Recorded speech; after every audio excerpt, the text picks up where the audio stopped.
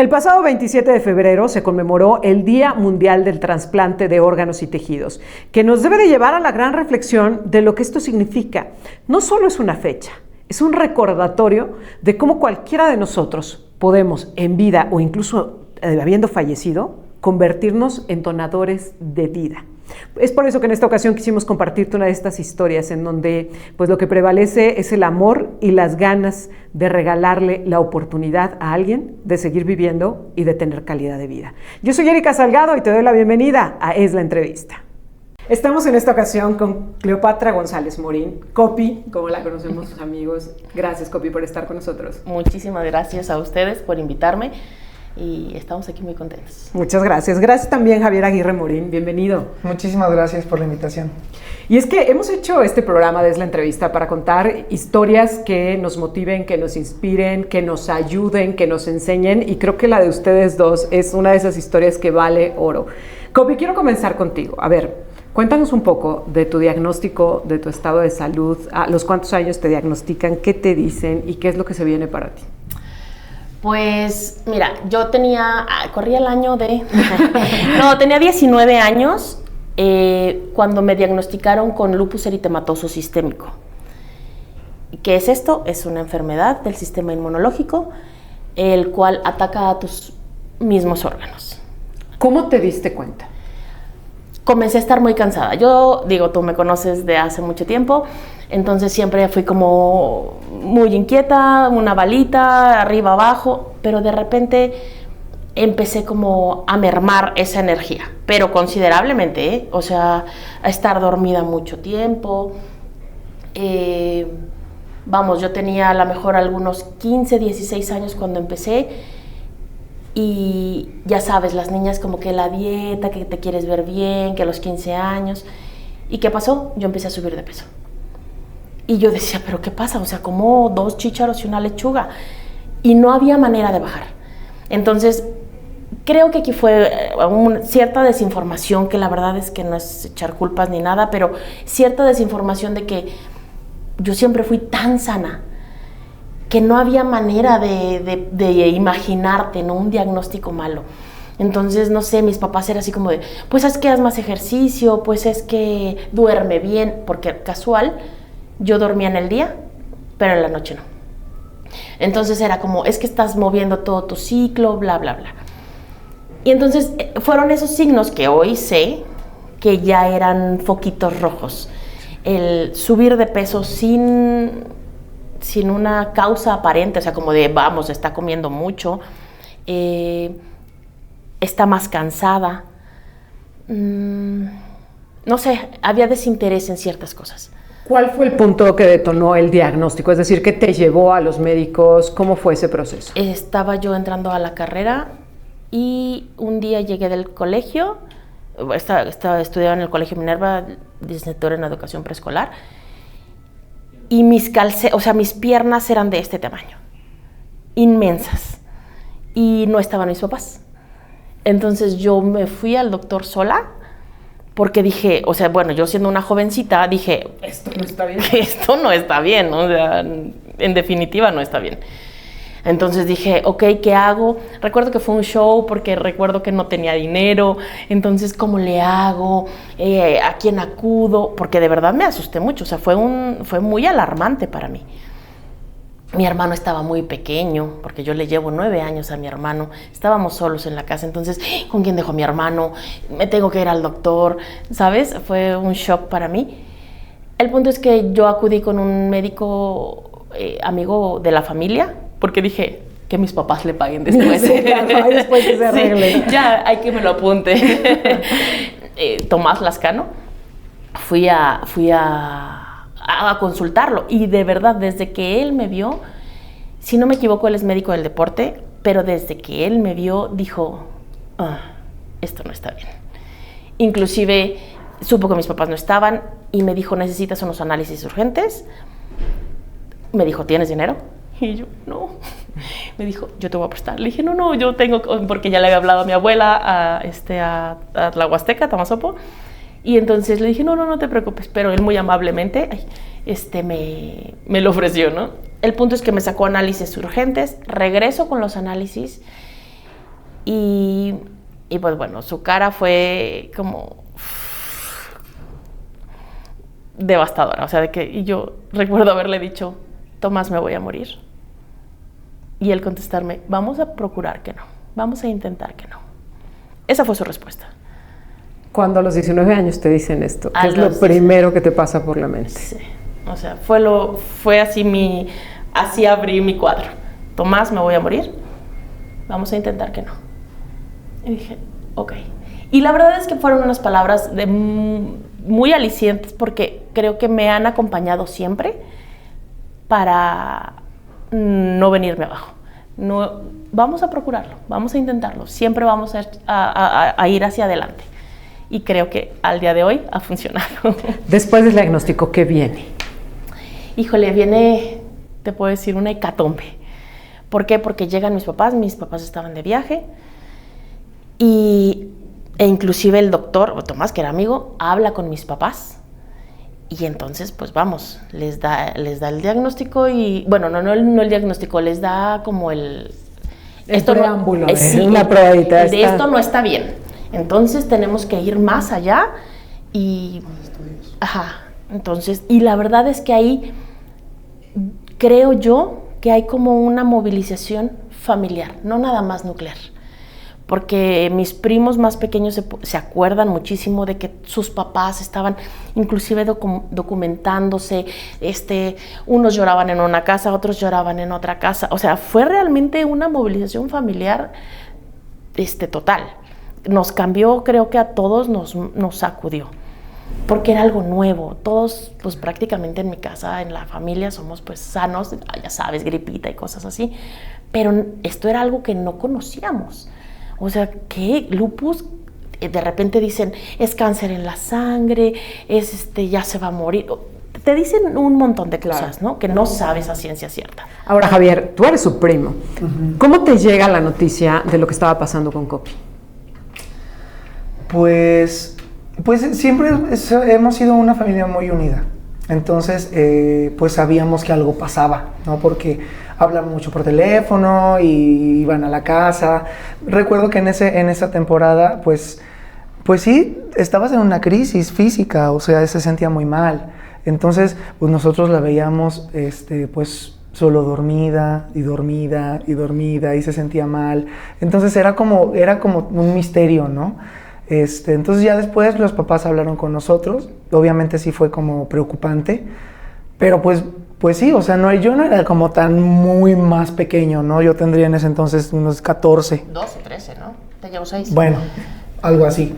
Y entonces sí era como, pues no, o sea, no sabíamos realmente, solamente recuerdo mi mamá dijo, bueno, está en tratamiento y pues ya, luego se va a aliviar, ¿no? Y pues bueno, se quedó con eso,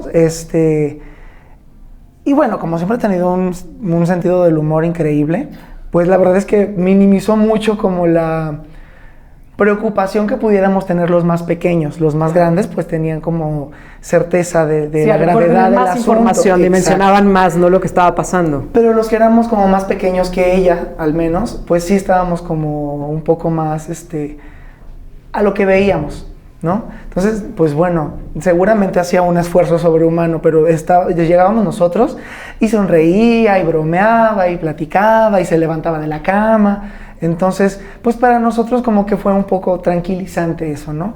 Pero los adultos pues sí sabían qué estaba pasando. Mientras sonreías, contabas chistes, ¿cómo estabas, Copi? Creo que para mí siempre como tomar las cosas con humor siempre ha sido como una salidita. La verdad es que en la casa se maneja muchísimo el humor negro, entonces, pero mucho y fuertecito, ¿eh? Entonces, creo que siempre ha sido como una buena escapatoria. No digo que sea bueno, la verdad, hay que aprender a manejarla. Claro, y al día de hoy, minimiza todo un poco. Y la verdad es que inclusive para mí, el decir, o sea, levantarme y decir, híjole, qué mal me siento físicamente. El dolor en las articulaciones era tremendo. Las personas que lo padecen me podrán comprender que las articulaciones te matan. O sea, y de repente dices, ¿es en serio que tengo una articulación aquí? O sea, ¿cómo crees que la articulación, ni siquiera sabes que eso se movía y de repente dices, ¿por qué me duele ahí? Porque claro, porque hay una articulación. Entonces, es un dolor generalizado. Entonces, pero de verdad, levantarme y como, digo, se oye mucho cliché, pero como sonreírle a la vida, como decir, yo soy muy creyente, entonces levantarme y decir, Dios aquí me tiene por algo. Por algo, porque bueno, me regreso un poquitito, el doctor le dio un muy mal diagnóstico a mis papás. Cuando ya dan un diagnóstico, que fue como después de unos 15 días, dan un diagnóstico, dan el diagnóstico de lupus eritematoso sistémico y le dicen a mi mamá y a mi papá, su hija está muy mal, su lupus es el más agresivo y aparte está en una crisis muy fuerte. 15 días, 3 semanas. O sea, de verdad ella está técnicamente agonizando. Entonces mi mamá y mi papá se pusieron súper mal, ¿sabes? O sea, fue muy feo. Y yo recuerdo haberle dicho a mi mamá, mami, porque mi mamá lloraba mucho. Entonces le dije, mami, ¿en dónde está tu fe? O sea, ¿estás metida en la iglesia todos los días? Bueno, todos los días, pero tipo todos los lunes. ¿Dónde está tu fe? El único que tiene la última palabra es Dios. Así es que aquí todo sigue igual. Y mi mamá dijo, tienes razón. Y entonces, para mí era un aliciente, o sea, decir, hoy me desperté. ¿Para qué? No sé. Pero para algo me tienen acá. Entonces, voy a dar mi 1000 de 100. O sea, voy a dar mucho más. Y con eso me levantaba. Y al día siguiente era lo mismo. Y al día siguiente, y así nos íbamos. Y así nos fuimos. Y de repente dije, ya pasaron las 3 semanas. 3 semanas, un día. Ya voy de gane, ya, por un día. Sí, claro. O sea, ya estoy ganando un día. Entonces, ya voy bien. Y así nos fuimos. Y vamos, ha pasado más de 20 años de esto. O sea, tengo 43 años. Voy a cumplir 44. ¿Cómo fueron estos años entre el diagnóstico y la cirugía? ¿Qué hubo de por medio? ¿Cómo estaba tu estado de salud? ¿Cómo fueron esos momentos? Hubo altibajos, muchísimos. A lo largo de estos 20 y tantos años ha sido arriba, abajo. ¿Por qué? Porque pues era muy joven. Vamos, había cierta inconsciencia, porque además me diagnostican a los 19. Tú sabes, a los 19 ya estás un poquito encarrerada. O sea, ¿en qué? En fiesta, en amigos, ya vas, o sea, ahí vas. Yo en ese entonces, vamos, nunca he bebido mucho, pero bebía, fumaba. Entonces, ¿cómo le dices a una jovencita? Frena todo tu mundo. Claro, trataron de hacerlo. Lo hice hasta cierto punto. O sea, pero no lo... Sí, claro, pero querías vivir tu vida. No lo frené al 100%, digámoslo. Pero también te puedo decir que lo hice por inconsciencia. O sea, hoy te puedo decir que yo no tuve la precaución de decir, a ver, ¿qué me puede pasar? ¿Qué puede pasar? ¿Cómo es esto? Siempre digo, cuando escucho a las personas que dicen, oye, no tomes refresco, no hagas esto, y dicen, ay, de algo me he de morir. Yo que he estado como tantas veces ahí, tan cerquita, digo, si supieran que morir duele, realmente no lo estarías haciendo. Pero yo en ese momento igual, como todo mundo, no lo sabía. Entonces, realmente yo sí frené, pero no en su totalidad. Entonces, seguí. Claro, hasta que tu cuerpo dice, basta, te pasa la factura en algún momento. Aunque tenga un cuerpo bastante fuerte, te pasa la factura de eso. Y que fue, obviamente, si yo tenía un lupus tan agresivo, con un daño ya renal desde el inicio, o sea, desde el inicio tenía una glomerulonefritis lúpica, son glomérulos en el riñón, cositas en el riñón. Entonces, ¿qué pasa? Pues llegó al punto que ya no aguanto más mi riñón y me pasó la factura, ¿sí? De todo lo vivido, ¿no? Digo, sí aguanto más de lo previsto, pero pues tenía que llegar el momento. Decías hace rato, desde que eres diagnosticada empiezas con tratamientos. ¿En qué consistían en las diferentes etapas? Cuando empiezas, conforme vas avanzando, en el momento que viene el daño renal, ¿cómo van evolucionando esos tratamientos? El lupus te lo trata un médico que es un reumatólogo. Entonces hay muchos esteroides, muchos inmunosupresores. Porque, ¿qué es el lupus? Te lo digo en términos súper coloquiales y a lo mejor hasta infantiles. Supongamos que nuestro sistema inmunológico, imaginémoslo como unos soldaditos. Entonces, cuando en un cuerpo normal, sano, supongamos entra un virus, bacteria, hongo, cualquier cosa, esos soldaditos se despiertan y atacan. Entonces lo sacan y después hacen como un chequeo a todo tu cuerpo y dicen, ok, ya no hay nada, ya se fue el virus, ya se fue tal, vamos a dormirnos un ratito. Periódicamente estos soldaditos se vuelven a despertar y hacen ese mismo chequeo de todo está bien, ok, vuélvete a dormir. Para eso es el sistema inmunológico, para protegerte, ¿no? En mi caso, algo pasó en alguna ocasión que se despertaron. Y al momento de hacer ese chequeo, dijeron, estos riñones no son de aquí. Pero sí eran míos. O sea, con esos nací. Pero se les olvidó que eran míos. Entonces, mi sistema inmunológico, mis soldaditos, comenzaron a atacar a mis riñones. Hasta que lo sacaron. Hasta que dijeron, vamos a sacarlos porque estos no son de aquí. Sí, de eso se trata el lupus. Entonces, cuando un reumatólogo te da tu tratamiento, es técnicamente para mantener a tus soldaditos un poquitito dormidos o atarantaditos, ¿sí? Como dormiditos para que a la hora que se despierten a checarte todo, cuando lleguen al riñón digan, estos no son de aquí, pero no tengan la fuerza suficiente como para atacarlos, ¿sí? Entonces digan, no son de aquí, pero bueno, déjalos. Esa es la función. En términos muy infantiles y coloquiales, perdón por no, pero lo entendimos perfecto. Ahora, cuando empiezan a fallar tus riñones, llegas al momento de la diálisis. Sí. ¿Cómo fue el proceso? ¿Qué es vivir una diálisis? Porque creo que mucha gente lo escuchamos, es algo pues de lo que se habla mucho, sobre todo aquí en San Luis, que si hay o no hay insumos, que cómo le está pasando a la gente, que cuánta gente está necesitando de una diálisis, pero ¿qué es para el paciente vivir una diálisis? Mira, yo en el 2017 comencé nuevamente como a engordar. Entonces ya dices, ya nuestro está bien. Mi presión arterial por los cielos, que ese es otro factor determinante para dañar tus riñones, tu presión arterial. O sea, también es muy importante ese punto. Entonces mi presión arterial está altísima, no la podemos controlar, igual súper hinchada, llego al hospital. En ese entonces llego al central porque ahí estaba mi doctora Bud y me internan. Y ahí es donde dicen, los riñones ya no sirven. ¿Por qué? Porque mi creatinina en sangre estaba elevadísima. Ese es un factor... Sí, como la evidencia. Sí, la evidencia. Ya no funcionan estos riñones, entonces hay que dializar.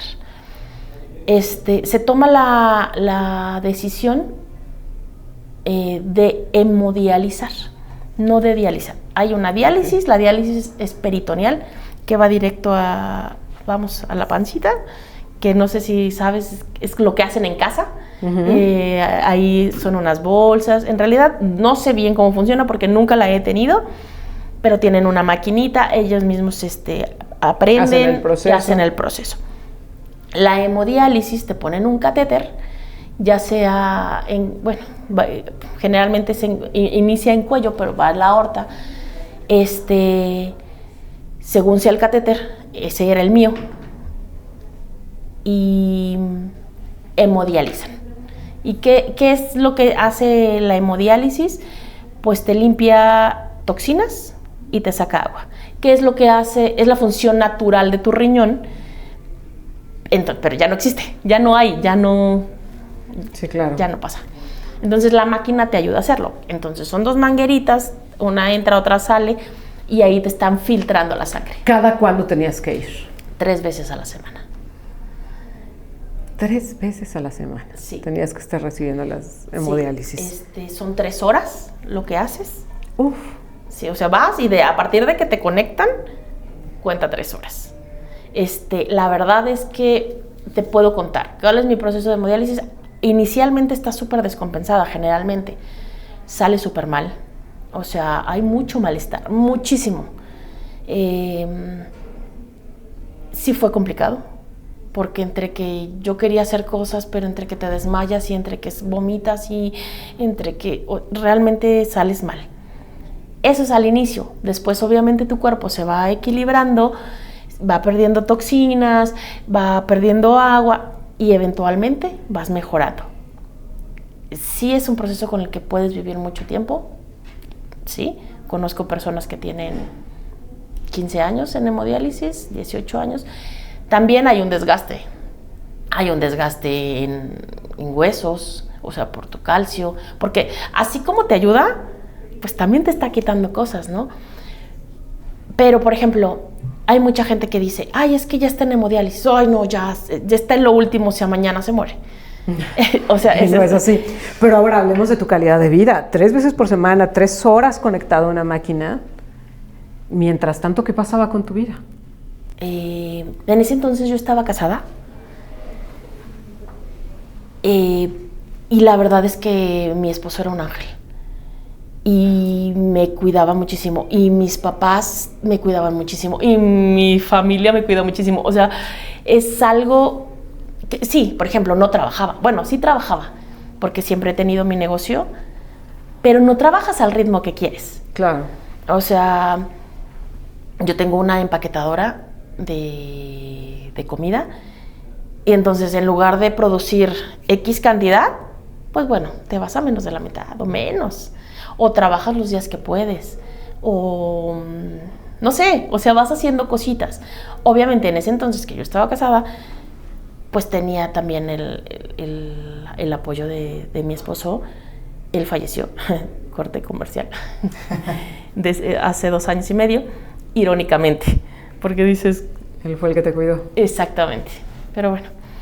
Y mis papás se volcaron obviamente también, o sea, había mucho cuidado hacia mí. O sea, uno iba por mí, otro me recogía, mi mamá a veces me hacía de comer, pero entonces mi prima me llevaba un caldito. Te digo, como dijo Javier, siempre hemos sido muy unidos. Entonces, de alguna u otra manera, pues siempre han estado para mí. ¿En qué momento se abre la posibilidad de un trasplante? Cuando estaba en la hemodiálisis, o sea, el doctor dijo, cuando ya estás como un poquito más estabilizada, dice, oye, a ver, Cleopatra, yo paso del reumatólogo al nefrólogo. ¿Por qué? Porque yo pierdo el riñón.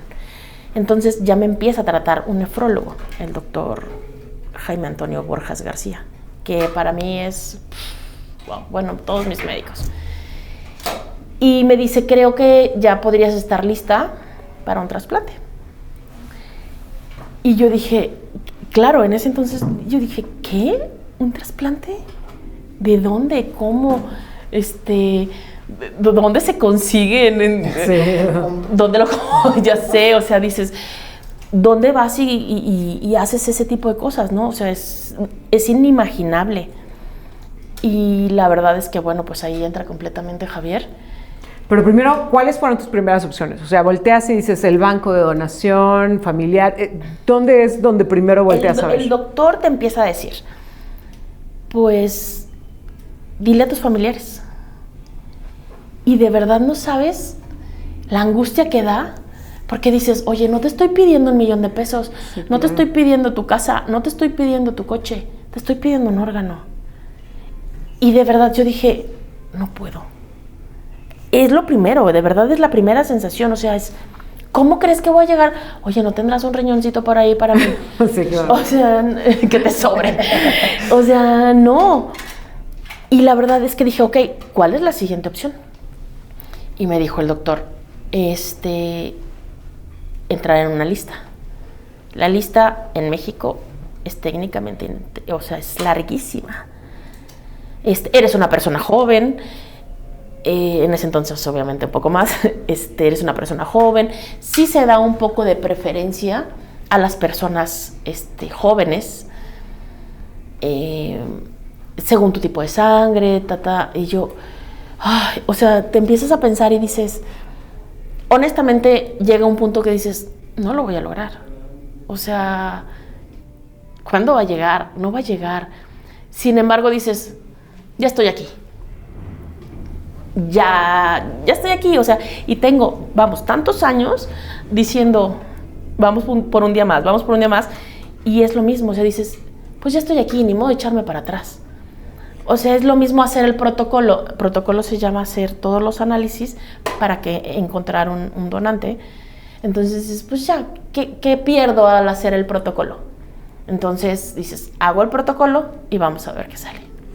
Javier, viene la pregunta más difícil. ¿Cómo es que alguien sano de pronto decide y dice, yo le doy el mío? ¿Cómo fue este proceso? Primero, ¿cómo te planteaste la posibilidad? ¿Te lo pidieron? ¿Era un tema que se discutía en la familia? ¿Tú te ofreciste? ¿Cómo fue eso? Pues, o sea, tal cual como lo recuerdo. Bueno, antes quisiera decir que cuando sale al tema esto, mucha gente dice, wow, qué valiente, qué difícil. Pero verdaderamente yo no lo vi difícil. O sea, en el momento en que, pues vaya, se habló a nivel como familiar, ¿no? De que estaba en un protocolo para ver qué onda con el trasplante, en el momento dije, yo puedo. Y como que tenía esa idea de que éramos compatibles, o sea, yo dije, yo se lo puedo dar. Incluso cuando hablamos, que le dije, yo te lo doy, o sea, sí. Dice, no, incluso ella me dijo, no es tan fácil, tenemos que hacer muchos estudios para ver si somos compatibles a nivel. Digo, sí somos compatibles, yo te lo doy. O sea, no fue como que, pues verdaderamente no fue difícil. O sea, porque yo sé perfecto que si yo lo hubiera necesitado, ella me lo hubiera dado también. Entonces no lo veo como algo difícil. O sea, para ti fue algo como de lo más natural. Ella lo necesita, yo lo tengo. Yo lo tengo, pues yo se lo doy. Mira, te cuento. Perdón, que sí. me haya metido aquí. No, justo te iba a preguntar, ¿y de tu parte? Mira, mi primo se había ido a Londres, que les dio a mis primos como la loquera de decir, vámonos a la aventura. Pues tan jóvenes y todo, ¿no? Javier y mi primo Jorge se fueron y yo cada vez empeoraba. Entonces él se enteraba de mí por mi tía y todo. Entonces eso es como previo. Después él regresa y viene lo de, no, pues que ya está en protocolo. Y de verdad, o sea, mi hermano no me puede donar por su presión arterial, pero bueno, es otra historia. Entonces, mi hermano una vez me dijo, es que estaba platicando con Javier y Javier dijo, yo se lo voy a donar. Y yo hice, ¿sí qué? Dice, es que él dijo, y yo, no, Claudio es mi hermano. Claudio, pero es que él dijo y está súper seguro. Y yo, bueno, ok, espérame, o sea, vamos a hablar, no sé qué. La verdad es que yo recuerdo tener inclusive miedo por él, por lo mismo de decir, ¿qué va a pasar? Y la verdad es que discúlpenme si me pongo sensible ante esto, porque, no, adelante. Porque es algo que me llega muchísimo. Yo me acuerdo el día que hablamos, él llega a mi casa, porque ya íbamos a hablar del tema, ¿no? O sea, ya del tema. Y yo le empecé a poner, hasta muchas trabas, como, Javier, es que esto, Javier, es que el otro. Y él todo me lo contestaba con una sonrisa así de, no pasa nada, sí somos compatibles. Y yo, no, pero espérame, pero es que, ¿qué tal que no pasa nada? O sea, yo siempre me he cuidado, o sea, yo soy una persona sana, yo te lo puedo donar. Somos hijos de 2 hermanas, compartimos el mismo RH de sangre, yo te lo voy a donar. O sea, él estaba segurísimo. Bueno, al punto que llegamos de la conversación, él es artista, él es cantante, él es bailarín y una de sus grandes pasiones son la danza aérea. Y entonces yo decía, ¿qué tal la fuerza? ¿Ya sabes? Y entonces recuerdo mi última ya como traba que le puse fue, Javier, ¿y si no puedes volver a bailar? Y la verdad es que me contestó, si yo me tengo que bajar de las telas para que tú estés bien, me bajo. Y sabes, eso me llegó muchísimo. Dije, no marches, o sea, ¿cómo alguien te puede como querer tanto, sabes? Porque no hay otra manera de llamarle a esto, más que un acto completamente de amor. O sea, dije, wow. Y así con el amor que él me lo dio, dije, con ese mismo amor, yo lo tengo que recibir. Y estuvo bien padre. Y muchas gracias. Ahora, Javier. Ay, perdónenme. No, claro que se entiende, ¿no? Y ahorita voy a regresar contigo porque has dicho cosas bien fuertes. Pero a ver, Javier, yo creo que gran parte del por qué a todos nos admira tanto lo que hiciste es justamente parte de lo que decía Copi, porque da miedo. Entrar a una cirugía da miedo. Entrar a un proceso da miedo. Pero tú lo decías muy seguro. De acuerdo a lo que cuenta Copi, ¿no? Tú estabas muy convencido, pero ahora vamos con la realidad. ¿Cómo fue? ¿Cómo fue ese proceso? ¿Cómo te preparaste para la donación? ¿Cómo llegaron a ese día? ¿Y cómo fue tu recuperación? Pues sí, justamente, o sea, yo nunca había pasado por una cirugía de ningún tipo. O sea, realmente sí yo no sabía a lo que iba. Pero... Ay, no sé, yo creo que siempre he estado como pegado a un lado como más energético, espiritual, ¿no? Toda esta onda. De hecho, me acuerdo mucho, y Copi también, que justo en ese tiempo como que nos compenetramos mucho, como que nos sincronizamos mucho. Entonces, por ejemplo, nos veíamos, por ejemplo, para ir a hacer algún estudio y regresábamos y le platicaba, y fíjate que he estado platicando con mi cuerpo y le digo esto bien fumado y me decía, no manches, yo también. Entonces como que estábamos como en un mood, pues padre, o sea, estuvo muy energéticamente como que nos empezamos a sincronizar. Sí había obviamente esta onda de que, ay, es una cirugía mayor y todo puede pasar, sobre todo por los adultos, digo que ya éramos adultos, pero me refiero como a nuestros papás. Sí, pero me imagino, o sea, tus papás han de haber recibido muy bien la noticia, pero ¿y los tuyos? Yo los sentía obviamente como entre la espada y la pared, porque por ejemplo mi mamá, que es hermana de su mamá, pues primero la tuvieron a ella. O sea, ella nació primero, entonces ella era la bebé de todas, ¿no? O sea, de las hermanas y todo. Y entonces, claro, por supuesto que querían que ella estuviera bien, pero también querían que yo estuviera bien. Entonces, hubo un momento en donde lo senté y les dije, miren, yo estoy completamente seguro de esto, sé que esto va a salir bien, y por favor confíen.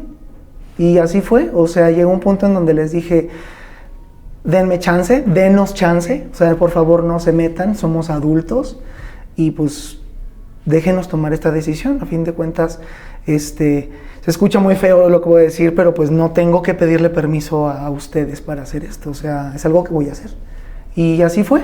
Entonces comenzamos con todos los exámenes del protocolo para la donación, que yo no sabía que eran tantos y que tenía que hacerse examen una persona de todo y de estar como en una condición física y de salud muy buena. Afortunadamente, en ese momento yo estaba bien, creo que todavía, pero bueno. Pero en ese entonces, no sé, o sea, como estaba en ese mood tan energético, decía, claro, o sea, por eso tengo tantos años cuidando mi alimentación y por esto tengo tantos años. Tú le encontraste un sentido a tu forma de vida, de decir, todo pasó y todo se alineó para este momento. Claro, para este momento, sí. Y digo, falta todavía muchas cosas, pero pues vaya, uno no es consciente de los planes que Dios tiene para nosotros. Entonces yo dije, pues claro, era para esto. El día de la cirugía, ¿ustedes se ven previo a entrar? Sí. ¿Cómo fue ese momento? Pues llegamos al hospital. Y te puedo decir que creo que estaban más nerviosos el resto del mundo. El resto del mundo, te estoy diciendo en serio, el resto del mundo. O sea, no te imaginas cuántas movilizaciones de oraciones y demás. Sí, o sea, yo iba a una iglesia así nada más porque, ay, pues déjame, me paro aquí. Y de repente pedimos por el trasplante de Cleopatra y Javier y yo. ¿Y quién puso eso? O sea, no sé, o sea, de verdad se pidió tremendamente. Había una movilización tremenda, mucha gente nos conocía sin conocernos porque iba a ser el trasplante y no sé qué. Entonces, creo que estaba más nerviosa mis papás, sus papás, nuestros hermanos, nuestros primos, que nosotros. O sea, yo entré y de verdad una de mis palabras favoritas es confianza. Confía. Ya estamos aquí. Entonces, yo decía, si estoy aquí, es por algo. es para algo, para un bien, inclusive para un mal, pero para algo. O sea, yo decía, ¿cuál es lo peor que te puede pasar? Pues que no jale, pero ya lo intentaste. Entonces yo decía, pero va a jalar. Y él estaba exactamente igual, o sea, como de, no va a pasar nada. Sí hubo un rato en que estuvimos juntos. Hay una foto de eso. Momentos. Sí. Nos pasan la foto. Sí, claro. Y después ya nos separan, cada quien se va a su habitación. Yo tenía una habitación más resguardada porque después te aíslan, después del trasplante te aíslan completamente. A él no, pero a mí sí. Entonces, pues ahí decimos bye. Primero lo bajan a él.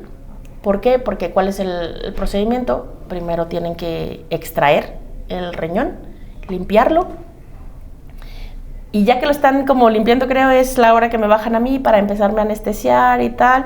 Me abren y así ya en cuanto lo están terminando de limpiar, entra.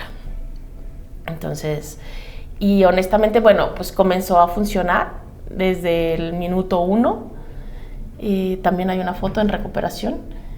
Sí. Que estamos los dos así de... ¿Cómo fue la recuperación? Es decir, tú despiertas después de este proceso de donación y ¿qué sentiste? Me sentía de la patada. Es que, a ver, o sea, sí, tenía como un muy buen ánimo en todo eso, siempre lo tuvimos, pero verdaderamente mi cuerpo nunca había pasado por un trauma de ese tamaño. Entonces, claro que me despierto y yo así de... ¿Qué onda, no? O sea, sí, claro, hay un dolor físico, pero creo que fue más porque, bueno, me gusta mucho contar esto de que el cirujano nos platicaba que fue una situación también extraordinaria para él. Porque dice que cada que se hace un trasplante así de vivo a vivo, se hace la operación de banco, que es cuando el riñoncito sale, se resguarda, explantación, toda la sangre, y va pues al receptor. Pero dicen que cuando empezó a conectar arterias y todo, el riñón empezó a funcionar. Entonces empezó a hacer su trabajo, pero todavía no terminaban de hacer todo. Entonces dice, no, era un corredero en el quirófano, porque pues nunca había pasado. Dice, ni en los libros se ve eso. Y bueno, yo me quedé mucho con eso, ¿no? Entonces, termina todo y verdaderamente él me explicaba, dice, pues es que tu cuerpo estaba bien, o sea, me despierto yo tan mal, me sentía tan mal por la anestesia, porque la cirugía, tengo entendido, no recuerdo bien, si a mí me habían anestesiado para 4 horas de operación, algo así. Creo que la cirugía suele durar, 7 horas, una cosa así. Algo así. Y fue tan rápida y tan perfecta, hicieron los cortes tan buenos, o sea, todo salió tan perfecto que terminó antes. Que terminó antes. Mucho antes. Entonces a Javier tuvieron que, lo anestesiaron para N número de horas y lo tuvieron como que cortar la anestesia, no sé bien cómo funciona. Revertir. Ajá. Entonces imagínate, si él no toma ni siquiera paracetamol porque es una persona tan sana, imagínate que le metieron tanta cosa. Tanto medicamento. Pobre, se sentía fatal de la anestesia, o sea... Y luego en ese entonces yo tenía también, creo que un metabolismo mucho más acelerado que como para mi edad. Entonces la anestesióloga, la doctora... Aleluya. Sí, me decía que decía, es que tengo un temor de que a media cirugía se te pase, por tu metabolismo tan acelerado. Entonces me pusieron una epidural y me pusieron morfina y anestesia general, o sea, me pusieron muchísimo medicamento. Luego reviértelo. Entonces mi cuerpo estaba así de tanta cosa. Entonces me sentía muy mal, muy mal. ¿Y los días posteriores? Mejor, o sea, yo estaba como muy preocupado porque yo me decía, es que yo me siento tan mal como se siente ella. Ya sé, aparte todo bonito porque decía, ¿cómo está ella? Dicen que llegaban con Javier y era, ¿cómo verde. estás? ¿Cómo estás, Javier? Sí, verde. Y Javier, bueno, en mi casa me dicen Bere, entonces es, yo bien, ¿cómo está? Pero sí, pero verde, ¿cómo está Bere? Y todo el mundo decía, ni te preocupes, ella está perfecta. O sea, estaba realmente más mal Javier. Pero por tanto medicamento, sí, creo que era eso. Porque incluso después, ya cuando estaba en casa, sí, claro que hay mucho dolor y bla, bla, bla, pero vaya, o sea, como en algún momento el cirujano dijo, un organismo sano se recupera rápido, ¿no? Entonces, yo al mes, por ejemplo, yo doy clases de Zumba. Entonces yo al mes, a las 3 semanas, yo estaba de que yo ya no podía estar en mi casa. O sea, ya en reposo, la verdad es que yo ya no podía. ¿Y volviste a las telas? Después, mucho después. Pero al Zumba, al mes, yo ya estaba ahí. Y claro que mis alumnas, mis señoras, en de que no brinques, no camines, no. Y digo, relájense, sí puedo. Si me duele, le paro. Y ya, o sea, fue rápido realmente. ¿Cómo fue la vida o cómo es la vida después de la donación? Exactamente igual que antes.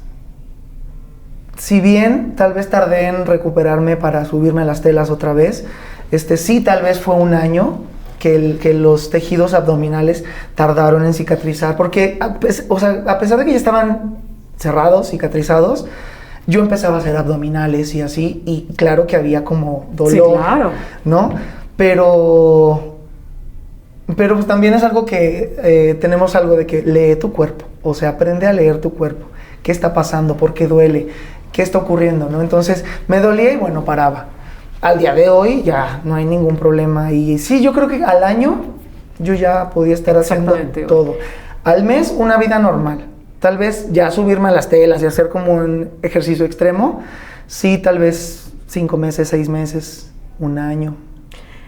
Y quiero hacer énfasis en esto. Después de la donación, para ti, la vida ha sido igual en calidad de vida.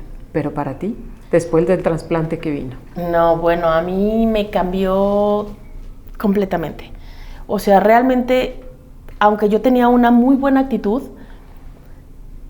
y sí tratar de la sonrisa y el jueguito y la broma, era una vida de una persona enferma, completamente. Y recuerdo que el día de la cirugía, yo le dije al doctor, oiga, traigo pestañas postizas, me las tengo que quitar.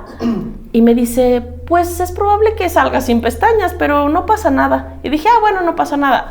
Y yo entré con mucha pestaña y de verdad, o sea, iban con Javier y le decían, ¿cómo estás? Y él decía, bien, ¿cómo está Bere? Y yo le decía, y yo le mandaba fotos de cuarto a cuarto, o sea, yo en pestaña, perfecta, porque no se me cayó ninguna. Y mi color cambió, o sea, ¿cómo te explico que a mí me cambió todo de... Yo entré una, salí otra. Recuerdo que mi esposo, que en paz descanse, me decía, se llamaba José Luis, me decía, se me quedaba viendo y me decía, es que estás morenita. Y yo le decía, José Luis, yo soy morena. Me dice, no, es que estás morenita. Y yo, José Luis, yo soy morena. Y me decía, bueno, estás café, no gris.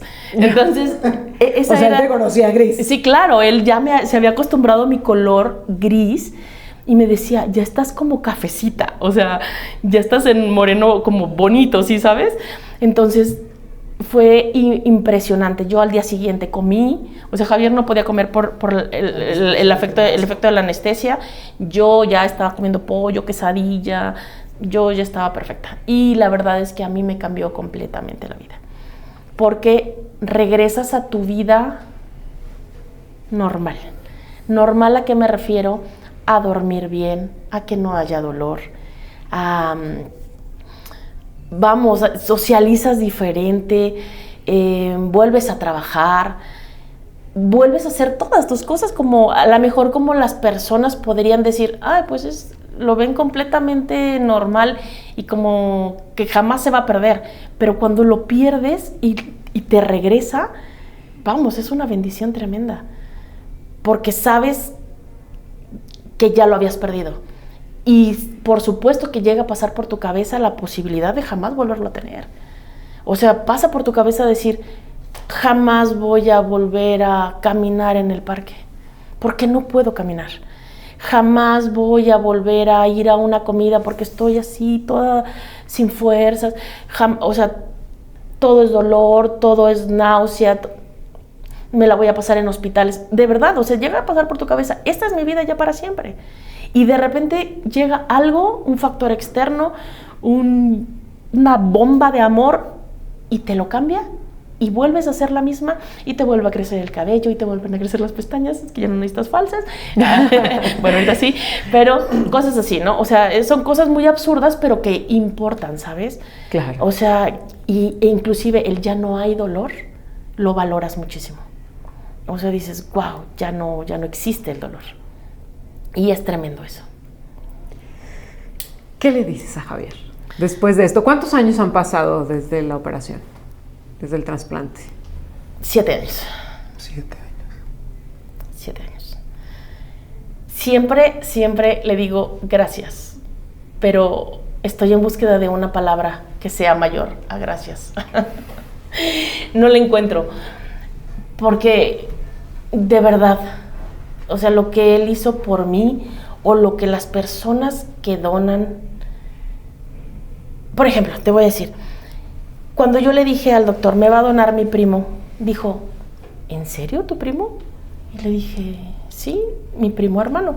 Siempre digo que mis primos hermanos son más mis hermanos que mis primos. Pero me dice, sin embargo, es tu primo. Me dijo, en la línea de donación siempre está, primero, la mamá. Es la primera que se apunta, ¿no? En segundo, el papá. Y después los hermanos. Dice, te puedo decir que es uno en no sé cuánto, en 1000, 1,000,000, no sé, que un primo diga yo. O sea, eso no pasa. Y le dije, él fue el primero que dijo yo. Y me dice, wow, o sea, qué bien, qué padrísimo está esto. Entonces, pues, ¿qué le puedo decir? Gracias, te amo. Y siempre le digo, te amo, pero no te amo por esto, te amo desde antes, te amo desde siempre y para siempre. O sea, esto es algo que ya existía desde antes. Yo le decía antes del trasplante, Javier, si tú te arrepientes, no pasa nada.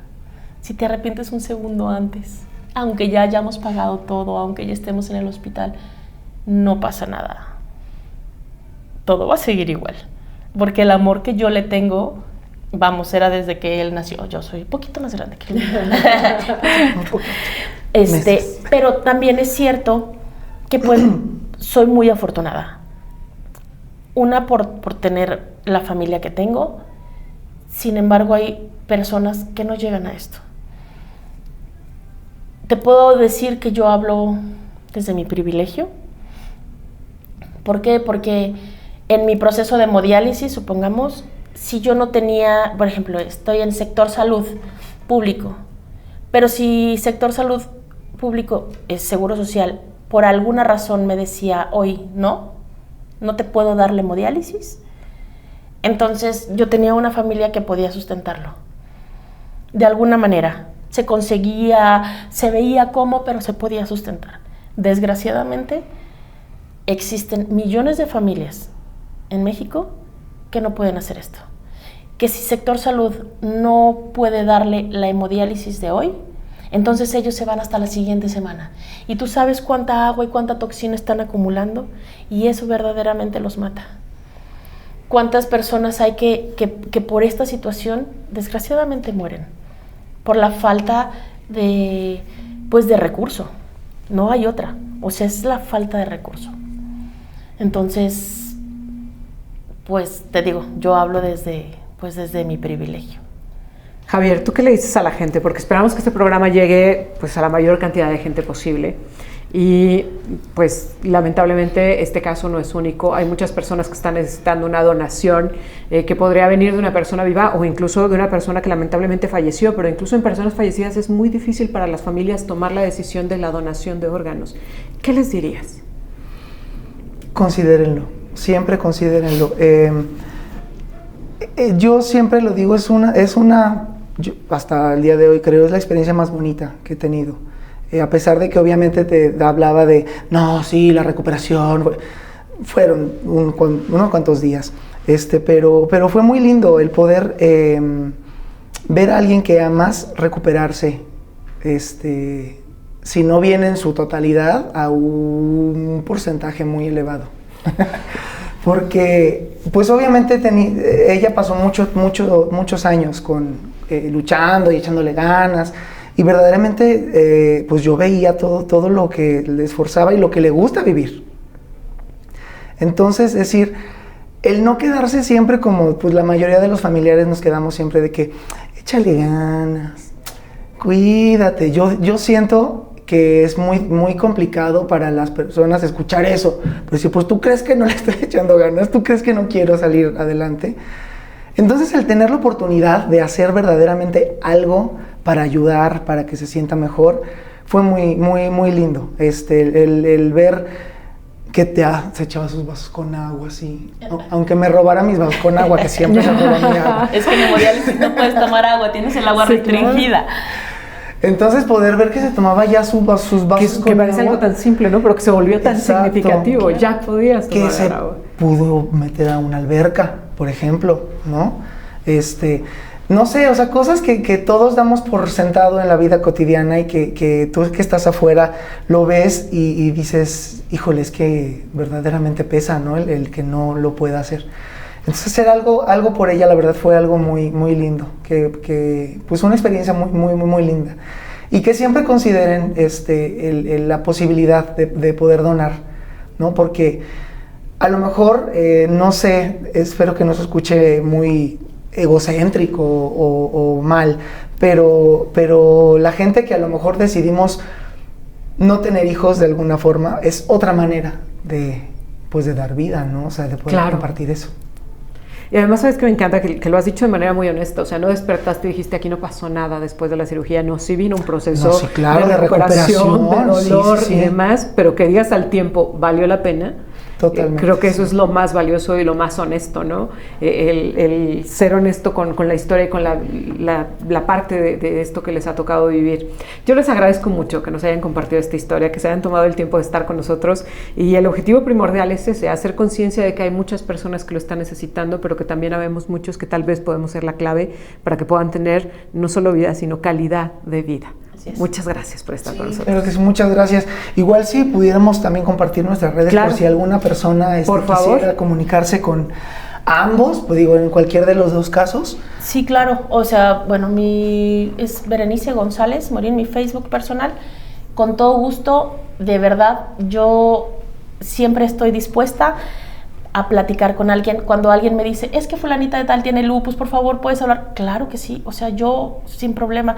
Y no porque sea la gran conocedora del tema, sino porque creo que mi caso es pues un caso de éxito hasta cierto punto. Así es que digo, ¿por qué no darle esa motivación a las personas que se puede?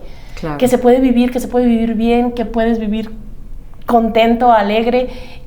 Siempre creo que es primordial buscarle un sentido a tu vida, lo que sea, lo que quieras, en lo que tú te quieras enfocar, pero un sentido siempre es bien importante.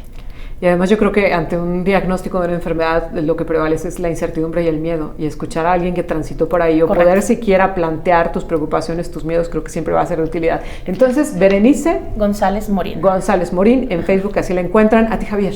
Javier Aguirre Morín. Así estoy en Facebook también, es público. También las personas, me ha tocado casos de gente que tiene incertidumbre de decir, es que yo quisiera, pero es que no sé, pero me da es que miedo. ¿Cómo va a ser después? De verdad, no pasa nada, o sea, la vida es completamente igual que antes. Que tienes que tener una alimentación especial, hacer ejercicio, pues todos debemos tener una buena alimentación y hacer ejercicio. Claro. O sea, no es algo que tengas que hacer algo después de esto, es algo que se tiene que hacer de por sí, por salud en general. Entonces, en mis redes, Javier Aguirre Morín, estoy así en Facebook y pues nada, si tienen alguna situación así que platicar, experiencias en los dos casos, pues ahí contáctenos. Muchas gracias por la confianza y por compartirlo con nosotros. Muchísimas gracias, de verdad estoy honrada de que nos hayáis invitado. Gracias, Copi, gracias, Javier. Muchas gracias.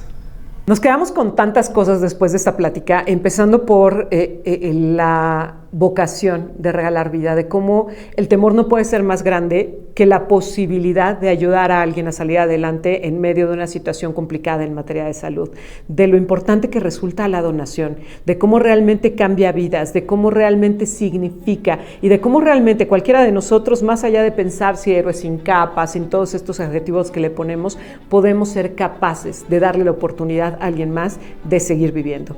Yo soy Erika Salgado y te agradezco que hayas estado con nosotros en esta Es la Entrevista.